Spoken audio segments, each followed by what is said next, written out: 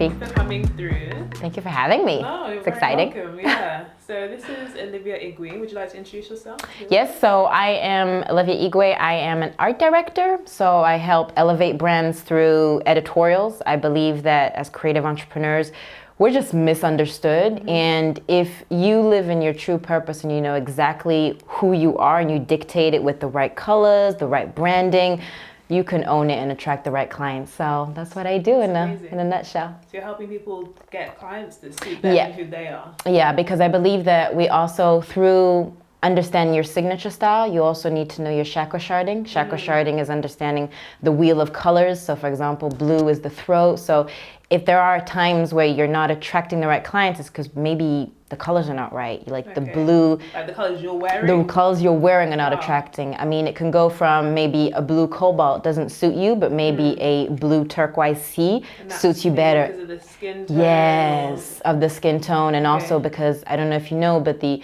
ones that the population that lives up in North Caucasian, that is like Sweden, their blues are much lighter, but it suits their skin. It makes them really vibrant. Whereas for us, it wouldn't suit us, but maybe a green, you know, would suit you, like a neon green, or like my nails or something would suit us better. And colors really attract the right people. So we really want, you know, my clients to really understand that that is a base. Once you know that, you can wear anything and you don't need to look at your wardrobe and be like, oh, I don't know what to wear, and you just close it and then you open it again and you're like, magical clothes will come in. It's going to be for you. Yes, So that's what you do. You do like a kind of shopping service? Yeah. We do. We can do shopping service, but basically I call it the Legendary London Experience, where it's for 2 days. So the first day, we really make sure that we understand who you are, your body shape, your chakra sharding, the face shape, because some earrings may not suit you, but may suit me better. So it's really understanding those.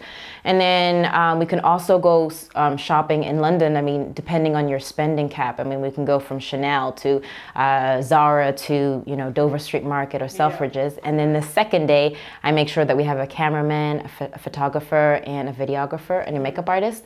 So on the day of the shoot, we find the perfect location that goes with your brand. Maybe your brand is more Notting Hill, or whoever it is, it could be more of a Shoreditch vibe. So we really make sure that the whole branding really represents you, because at the end of the day, we're all a brand. Unfortunately, that's just how it is. And that's how it goes. A lot of people are just hiding because they don't want to. But once you unleash the real potential, you can do anything you want. So that's my core goal, to really make sure that their next campaign is just on fire. Okay. So these individuals that are like, what do? Are they creatives and motivational speakers, or just like general business people that work 9 to 5 and they want to attract a new direction in their career or get to the top, or what kind of people? It's mainly creative entrepreneurs. So when I say creative entrepreneurs, it's anyone that has something that doesn't feel they're misunderstood. They are amazing. They have a great personality. It doesn't have a definition. Whoever thinks that they're a creative entrepreneur is one. I mean, if they work in bank, that is fine, but maybe they have a side project that they want to uplift, that could be them too. So amazing. So how do you find your clients? How are you promoting yourself? How are you getting your name out there? Social media is the big thing. But also percentages in my mind. So I already see my clients inside of my mind, so I know exactly who I'm wanting. I don't know if you know much of the law of attraction, but getting just a definition of my client is somebody that loves traveling. I have this new word today that we say is a suitcasepreneur. So it's not an entrepreneur, but a suitcasepreneur. So it could be like a blogger, somebody that loves traveling, that loves different backgrounds, that is just joyful of life. But my biggest one is social media, networking events that you go to. Like you have to be out there. Like you have to network. So I think we met through LinkedIn, right? We did. Yes, we did. Like 2 years ago, we went to the Best Yemzi exposition. That was at. Was that last year? I think it was like 2 years ago. Really? Where was that venue? Because a lot of people do photo shoots. Yes, it's an amazing place where they also have like a jungle sort of side inside. Every Sunday you can go and I remember that. That was so nice cool. Experience. Yeah, it was. I'm someone who likes to like take everything in. So usually I don't go to exhibitions with anyone else because I'm just like, Do you know what I mean? I take my time, as you probably noticed, but I think it worked. No, it worked. Like for somebody that we just met through LinkedIn and then just went to an exhibition, and then you did your thing, I did my thing, and then we just met. I love that. That was amazing. It's a very organic experience. It was. It was. Then we saw at the Mondi Retro Mondi's podcasting. Yes. Hoxton Holborn. Yeah. Hoxton Hotel. Hoxton Hotel. Yeah. I didn't know you were going, and when I saw you from far, I was like, ah. But that's only after. Yeah. That was so in between the time that we first met to now, has your direction changed, or have you always kind of been working towards this? Because I felt like you were doing more. Was it you went to Tony Robbins' thing? That's. Bob Proctor. Bob Proctor. I went to LA. I think we met at that time, and I was just leaving for LA to go to the Bob Proctor event in LA. That was amazing. I mean, I've always been I have a background as a fashion stylist and an image consultant. So fashion has always been my thing. It's been my core component. Now, it has always evolved. Before I was an image consultant, before I was working with magazines. So work with, Vogue, NUMERO, to styling Duchess, to the Princess of Monaco. So we've done all that, but I found something, as your brand evolves, I've always wanted to find something that was my niche market, something where I felt myself. So throughout the time when I first saw you, because I was doing podcasts at the time, I still do them, but less. I still love it, but it's, finding that balance that works with you. It's like a wave, wave in of what you need and wave out of what comes out. So, that's cool. So but core, like right now, I think in the last maybe 2-3 months, like I've really defined what I've wanted. It's funny, like you need different steps to get where you want to go. I did some research into your styling, and I was really impressed actually. Thank you. So I don't know if I'm going to pronounce it right. NUMERO? Yeah. NUMERO magazine, the French one. Yeah. So how was that experience styling? To be honest, it was a blessing in itself. I loved it. I mean, a lot of people will tell, because it was NUMERO, so we did Natalia Vodianova for NUMERO magazine that was in the studio of Karl Lagerfeld. Yeah, you met him twice, right? Yes, I met him twice for two editorials. What was he like? He's actually he really shakes hands to every person, even if you may not remember your name, but he will shake hands.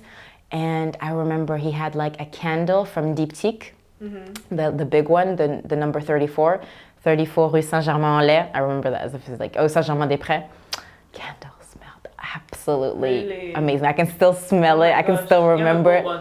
I actually haven't bought the big one. I have to get the big one. Like literally, you don't even need to light it. It smells the whole room. Yeah. Oh, wow. And his books, he has a panoply of books. Like when you see, he is passionate about what he does. And the styling too, for Natalia Vodianova, we brought some sand. So she was at his studio, or? It was in his studio. Now I tell you, his studio is huge. And then brought some sand, some trees, and just made it as if real life. So what you see in there was literally in a studio. Okay. Blessing to find, so we had to go, because it was haute couture, so haute couture pieces, we had to go through the press offices. But even then, working with Natalia Vodianova, nice, very respectful. But it's true, once you're in that sort of zone, that some are not amazing, but those two shoots were just pure magic. I loved it. Yeah. And I'm sure the budget's bigger, because often you always have to worry about spending too much, and there's always caps. But in that market, the Chanel shows are crazy. They always make it to another level. It's mad. So I'm sure that you had full creative expression there. Which is it was, and what's fun is that when you get the pieces, they will never say no, because if you're working with Karl Lagerfeld and you go through Chanel, and it's in the NUMERO magazine, so it's a bit like the Vogue UK but the French version. The director, the editor was there, and you get everything. All you want, you can get it, and that's when you're like, okay, I like that. And you left this lifestyle, this job, what was I left it.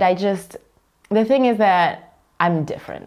I look different. You thinking about that sort of industry. I feel like even Paris fashion scene, it's very kind of, it's not as expressive. They're a bit more conservative, conventional. Yeah. And you're very free and creative and colorful, and vibrant, somebody that just is here. as a kid, you don't want to talk the language that you naturally were born to, and so fit in society. And so since they've traveled too, because my grandfather was a minister, so they traveled all around the Europe and in the UK. So I've just had that too. So when people say, "Oh, you're Igbo," and I'm like, "I am," and yes, my name Igwe means, but I don't know much about it. King, Queen. Okay. Cool. I'm just calling myself Queen. Well. Yeah. So yeah, I'm still on the journey. I think life is a journey, and you're always learning. So I can't answer that apart from plantains. That's just just get you everything. Yes. When they're black, they taste the best. Like I always wait for them to go black, and then that kind of crispy, yes, oh my the God, crispiness, and when they're fresh and you eat them straight away. Yeah, my heart. Yes. That was like the first food I got into that was Nigerian food. Like always making sure, because I was fostered by an English family. Okay. So I'd be like, need to get these bananas. Like I don't know what they're called, but you fry them, and that was like my first food I had. When was that? Eat. When you tried your first well, I would have tried it when I lived with my mum. Okay. So from when I was 10 weeks old, I was fostered, but I would move back to London for summer holidays and Christmas for like however many weeks, and I remembered the plantain. So by the time I was like 9 or whatever, I'd stopped seeing my mum, but then I would make sure that my foster mum would be buying these plantains so I could... And make sure that you would have them? Yeah, make sure that was like my first food. And then being in London when I was 18, that's when I started to like make Nigerian friends and go to the restaurants and actually embrace the culture. A bit like your dad. I was in a society where everyone's white, and I just wanted to feel comfortable. It's like, you're asking me about Nigeria. I've not been either. Like I've just got the same ideas as you. Like, why don't you be inspired by Africa? And like, I don't know anything about that. So it's been a journey for me as well. So you understand when I say that you're still learning and still figuring out. Like I when people say it's funny because I have a hard time with people saying, you should know your culture, etc. But every story is different. You can't judge me on you can't judge a book by its cover. So it's just really by taking it step by step, and also knowing where the best places are, because I don't want to go to like a place that just doesn't make sense. I want somewhere where you're gonna get authentic food. So yeah, I totally. This looks amazing. Yeah, we're sponsored by Red Stews. Okay. So they've given us some pots to eat. And I don't know if you eat meat. I was gonna say they're vegan, they're gluten free. I eat meat. I live for meat. People that say I'm vegan, I'm like, child, like don't talk to me. Like people are supposed to eat meat. So I'm a meat lover, but I'm just fussy with meat, so it just has to be a particular way. What do you think of the stews? Of the cheese juice? That was it smells really nice, and it's not bad. I'm not really, I like lentils, but when your mom would say, you gotta eat your lentils. Okay, I'm like, so it reminds you of your mom, but it's actually really nice. Yeah, I think the color scheme works with your look. Is this like a chakra thing going on here? Is this working? To be honest, it was just something I needed color. Yeah. I love colors. I feel that colors just like change my whole mood. Yeah. So I don't match with like the same things. I always make sure I make sure that even when my clients, they tell me, yeah, but I have to have like the same shoes with my red top, and I'm like, why? Why do you want to be like everybody else? Like, why don't you just be yourself and wear what makes you look and feel happy? I feel this today, society tells you should wear something, and I just don't believe in it. So I just generally go with what I find. I don't prepare my clothes before.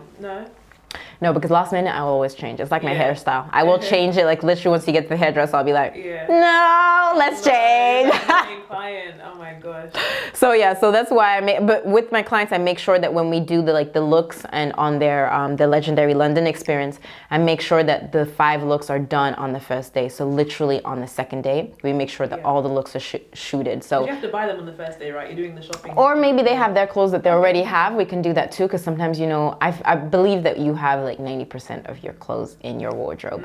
It's just assembling it, and that's what people don't get, because you could wear, for example, the top that you're wearing, but the bottom that is totally different, a pair of jeans or another skirt, and people will be like, oh, I haven't seen it like that, and you're like, it's the same, it's not, it's just styled differently. I believe in recycling what you have, and having just authentic pieces that nobody else will have. So it makes you unique. Do you have any opinions on fast fashion? Fast fashion. I do. I disagree with it because we're consuming just clothes and then we throw it away. But thing is, today they're just so cheap, so accessible that the pieces that you want are a little bit high priced. And I believe that, you know, if you're just getting a tank top, a normal tank top, I don't really see the reason of buying something that costs maybe £1,000 for like a normal tank top when you could just get it fashion fast. Now, are we talking fast fashion, like you don't mind going to Primark? Yeah, I mean, I think, you know, you have to blend both. I mean, you don't always need to go and shop at Chanel. That's what I also tell my clients, because some are like, yeah, but I need to have like a special outfit. But you don't need to. You can still buy a t-shirt at Primark and then mix it up with, I don't know, Alexander McQueen shoes and a Tom Ford leather pants, whatever it is. It's just being careful of what you buy, because you don't. My sister used to do this. Like every time she'd go to an event or a wedding, she'd always have like a new dress. Of course, yeah. And I'm like, I get where you're going, because she's like, I want new pictures of myself, but it's all about styling. Yeah, my take on the fast fashion thing is like I try to avoid Primark just because I know that people being exploited. Like, how can something be that cheap? You know? And then with the Rana Plaza incident that happened, I found out like, gosh, yeah, there are people working for like pennies, and they get killed in the process of making fashion. I was just like, no, I can't even. Like before, I had a bit of a thing about Primark, like. You know how Jordan Dunn was basically discovered at Primark. She was like, oh no, I was just with my friend. I wasn't shopping there. I always remember that quote.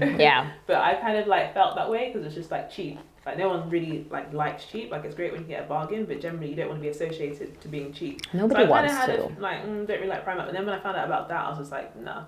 So I just literally just avoid it. I know that if I went in there, I probably would find like a tank top that I could wear. But I purposely just don't try to put my money in that direction. Yeah, into that direction. I believe that today we have the opportunity of online, you know, online marketing and just getting some pieces like, I think it's Africa, is it Africa.com, where they have like amazing pieces, or you can have like another platform with different designers too from all around the world.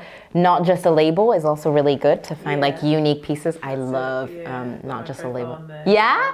I think I did see you a while, but you're not, you just had it, just visibility. Yeah, so like stylists can reach me, magazines and stuff. It's just a platform to promote, so yeah, I'm on there. Yeah, I think I bought like a pair of glasses or earrings over there because I knew nobody had it. That's what, you know, we want. Right? Yeah, and it's probably a small designer and they probably really appreciate that sale. Yeah, I mean, even social media, they also have like Instagram is great also to find like, you know, people that are... You shop on Insta? I don't shop on Insta, I'll scan on Insta and then I'll go through the website and check it out because, you know, today people use Google, but now it's like you can shop on Instagram, you can shop on Amazon, you can shop on Facebook, but I'll definitely go through the websites more. Just so I can see what it is and what it looks like. Because now on social media, on Instagram, they have these pop-ups where they have like cheap, cheesy stuff that you can get, but it just it looks like dodgy. I'll just go for something where I know, you know.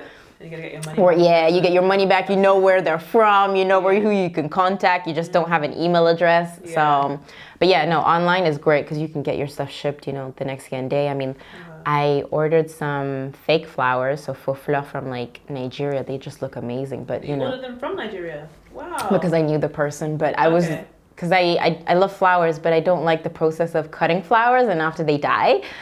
I know that's a little bit. Want something you could reuse. So she just shipped them over from Nigeria, so I thought that's kind of cool. But the shipping wasn't that crazy, and the customs. To be honest, for London, it wasn't that expensive. Of course, you know, because Nigeria and England are just colonial, so it wasn't that. Would it been in France? I'm sure it would have been maybe a little bit more expensive. That's interesting. So those flowers were for a shoot or just for my home? Just for your home. Yeah. So now that you have those, I'm like, okay, well, we can do loads of stuff. As you said with the photo shoot, you brought that up, but I was like, could be nice. I might do that. Yeah, I might do that too. I like your ideas. That's cool. I do CrossFit. Okay. Love CrossFit. Because I don't, like, you know what? I put weight, just to tell me a little bit of my story, but I put weight going to the gym because I just put on weight going to the gym, like the normal gym, like, you know, Virgin Active, blaming Virgin Active. Because I just didn't know what to do. Whereas CrossFit, I really got much leaner. Because you're working for like an hour or maybe 40 minutes intensely, and you're working on some core pieces on your body or whatever anyway. And it's really cool. I like the intensity where, you know, we work together, like we're really ride or die inside. And then you're done and then you go. Whereas when you go to the gym, we're like, what am I doing? And you go to the next equipment and you're not.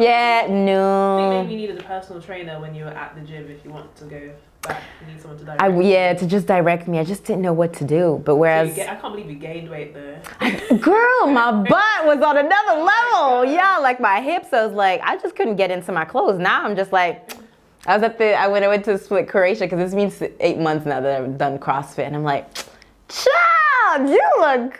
So you're like seeing yourself in the bikini for the first time since something you're noticing. Yeah, I'm much, because I know what to work on and what works. I looked at it. Did you see we had like some skipping ropes to do? And I was like, no, I don't look. Because if I look, I'm not going. No, that's why I'm like, surprise. That'd be a surprise on the day. Gosh. Yeah, so yeah, that's And was it because you didn't like how your body was changing that made you decide that I need to get into this CrossFit thing, or just health conscious? Health conscious? I've always loved sports. So I did rugby when I was younger and athletics. No rugby? Yeah.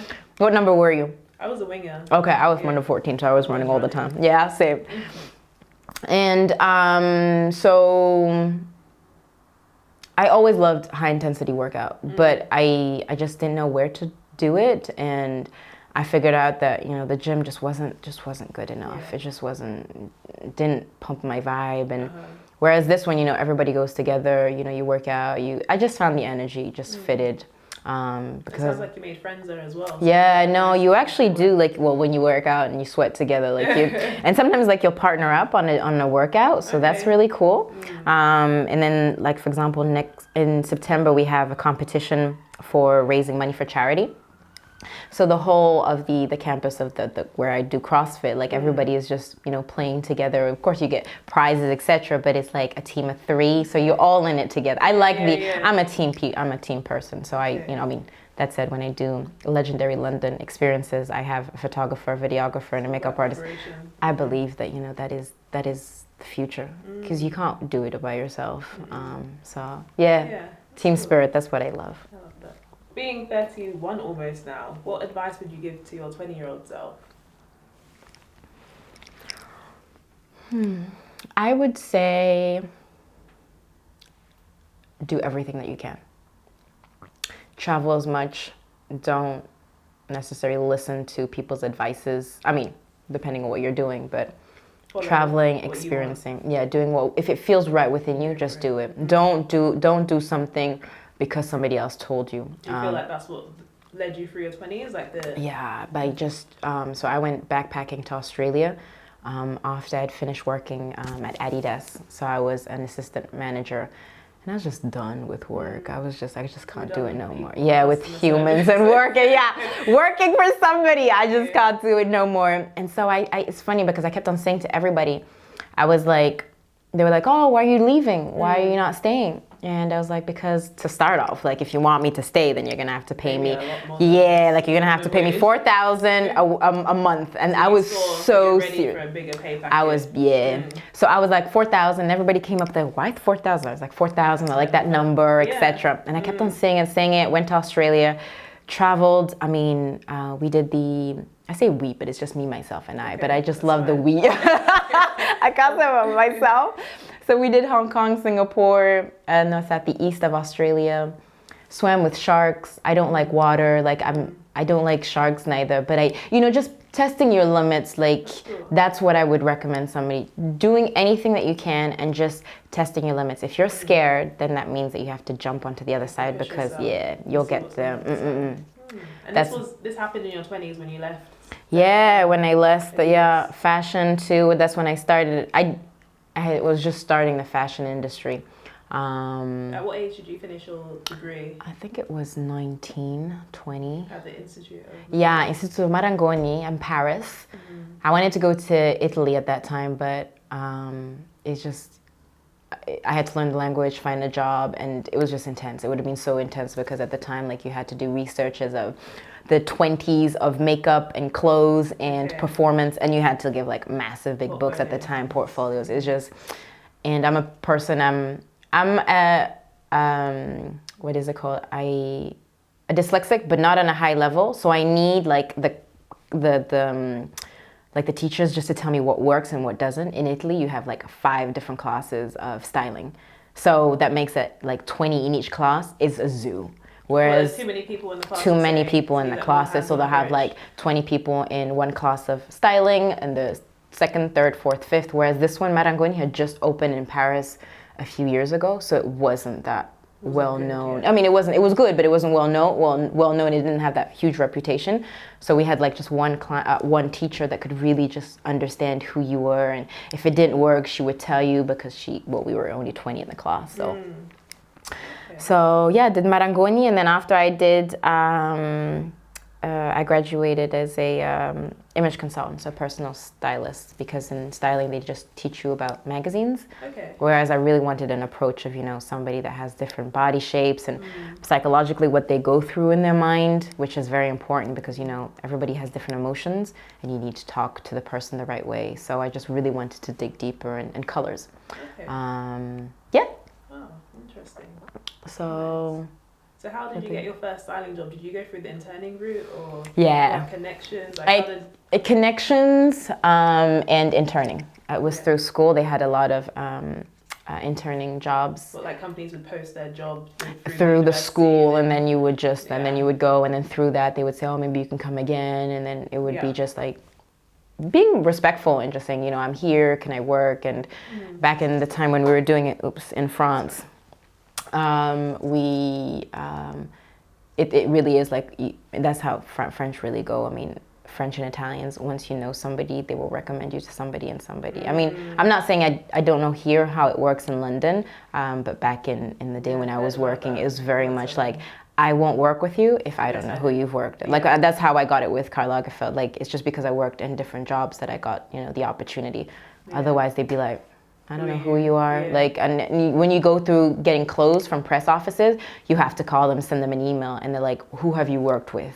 If you've worked with somebody and you came from a good school, more or less, like, it's very, oh, I've done this, so this is like my sticker, I'm accepted. If you don't have that, that's the dark side of fashion. Going back to your very first internship, before anyone knew you when you were just a student, how did you get that first step? First one, it was through the school. So I worked at Balenciaga, and we did all the textiles. So getting the materials, so the crocodile, what would go onto the bag, or the shoes, or the leather piece. And that's just how I did it. I was just such a hard worker. Getting them, is the sourcing or cutting? No, we would cutting them out. So, or making sure that every collection, which one they would have. Actually, to be honest, I wasn't able to cut it because I was intern, and then they want anybody to cut it because you don't want to cut some crocodile So I was just basically making sure that we were getting the shipment right, the sourcing, the man, that was a while back. But yeah, that was just how it was just before, like, before you sketch the pieces, just getting all those pieces, getting them ready, and, making sure that, okay, we need this much from Italy, we need this for much kilos from, or meters from, wherever it's from. Did it feel like a lot of responsibility, or? It didn't feel too much. Well, since I was just an intern, I was still learning, but it was intense, like, because you can't create a piece without having the materials. Like, you can't do anything at all. Yeah. So I found that really fascinating, and also like all the leather pieces that you can get. Some you can get, from Italy. Some you can get stuff from Morocco. So it really was interesting to see where you outsource your pieces, and working and seeing the designer from time to time. Not that he really did. It was Nicolas Guesquière at the time. Okay. So it's not as if he really did know who I am, but it was always nice to see, how they produce it, how they work in their small little studio, but you still have like 20 people working. It's just, it was really like you're inside of it, because the process, the hardship, the intensity. As a designer, you'd work so many hours, whereas for us, we get the pieces and then that's it. So it was interesting. You didn't have like those crazy hours. There's some intense stories where you have to be there at like 7, you might not leave until literally midnight. No, because come back the next day. No, I was really into just like the sourcing of the material, so it wasn't that intense. Okay. And in French law, I mean, you can't do so many hours, but I must say that I was blessed to have like the right people that would say, okay, no, you can go home because you're only an intern and there's not much you can do. Whereas some I've heard, they just don't want you at all. I mean, I remember at a time I was working at Givenchy. And so we had some models that were coming through, because I was doing all the styling for the models. And I was talking to the models, and the agent of the models like, you can't talk to them. And I was like, why can I not talk to them? You know, there's just something. Mannequins that you can't have like a conversation. It's so bad. And I was just like, I don't know what to say, because I'm like, that makes no sense. They're a human being. Like, I can't like just dress them and not talk to them. You want to rapport. Like, that's just who I am. I can't just dress you and say ciao, bye, you know. So it is interesting. And that one I actually stayed longer. Like, yeah, it was just crazy hours. It depends on each brand. Every brand has different philosophies. I'm sure back then, like, there was less diversity with models as well. Less. Way less. Oh, yeah. Like, even like size 0 time, was that at that point? Where models were all like basically looking anorexic. Yeah. It started changing a little bit, but you could still feel, I mean, that's it, even like colored. I mean, there weren't many colored people. Like, I really stood out, like, from the whole crew. So yeah, it was still there. Now today, it really is like diverse. You know, London is so much, they have such a diversity. You could be a little bit elderly, you could be, who cares? Like, they really want to mix it up. But at that time, it was. And did you feel uncomfortable working in an industry like that? Yeah. I did. I won't lie, I'm still figuring out how I made it. Yeah. Because I'm still standing, I'm still good, and I've received so many, not hatred, but envy, maybe should I say, or like, why are you here? You don't belong here. But I guess like the laughing situation, you had any other situations where someone has said something and you just felt like that was racist, or I feel so uncomfortable, or I actually have where people would just be like, so where are you from? Like, what does that matter? Is that paying your bills? No, it doesn't. Or people would be like, I don't understand why. That was one. The other one was they don't understand why. They don't understand why I'm here, or how you got there, or how I got there. They want to know like who was the person. Or last time when I said, you know, I was working for NUMERO magazine, and people were like, oh my goodness, like they accepted you, like as if like I'm supposed to be in a special box. Like it makes no sense. That was one. I mean, there's so many other stories. One where somebody would just tell me before, make sure that you're not too eccentric, otherwise they won't accept you. Like with the jewelry. With the jewelry, with the hairpiece. Tone it down. 100%. Otherwise they won't take you. And I mean, it always is fired back in the sense that they always called me up after, because they're like, well, we like who you are. Yeah. So yeah. It's a shame. I mean, it is. You must have like definitely tough skin. You have to be strong too. I mean, that's it. I'm talking about this like 10 years ago, but I still think there's a little bit of it. Fortunately, that's just how it is. Yeah. I'm sure it will change, it will evolve, but that's when you have more people, colored people, or, you know, any kind of background. We're not necessarily talking about being African. It's whatever, you can be Latino, so it doesn't change. It's just being yourself. So, yeah, another advice, I would say being yourself. Being yourself, trying as much as you can, and being unapologetic. Like, if you feel that you're at the right place, it doesn't matter. You're gonna get hurt, but it's only emotional. You can override it. What of London would you say fits you as a person? What fits me? I would say Shoreditch. Simply because every corner you're going to is so different. I love it. But then I also do retail tours, so I love I love Oxford, Regent Street, and Carnaby Street, because they're just so different. Like, literally from one side of the road, it's totally changed. The clientele, the people that shop, like Oxford is very touristy, but then Regent has a sort of, not snobbiness, but it's a little bit elevated. Carnaby, you could walk naked, nobody would care. Like, it doesn't matter. But if I had to choose one, I'd probably say Shoreditch, but my heart is just like in every different places. You know, have like, you lived all around different parts of London? I've only lived in the West. Only in West. Yeah, I'm a West girl. Living in Fulham, and I like the coziness of the calmness. London is so busy that I like sometimes just being a little bit more in the green. Yeah, I love that part. How's the stew? You enjoying it?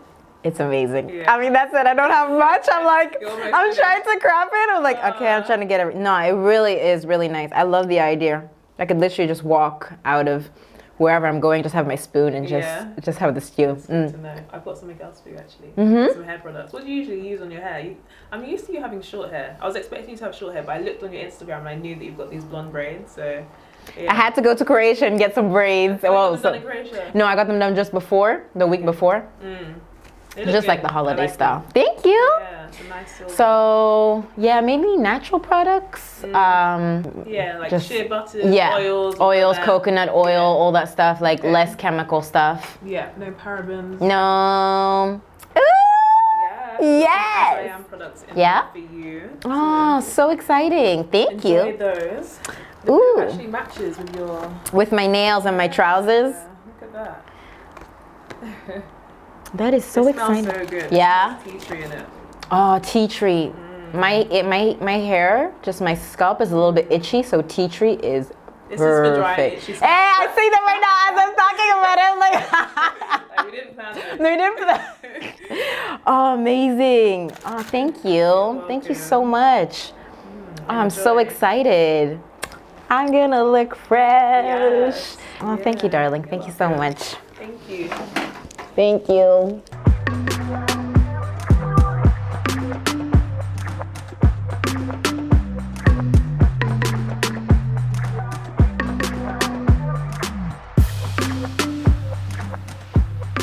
I didn't eat before arriving, so I'm just happy you fed me.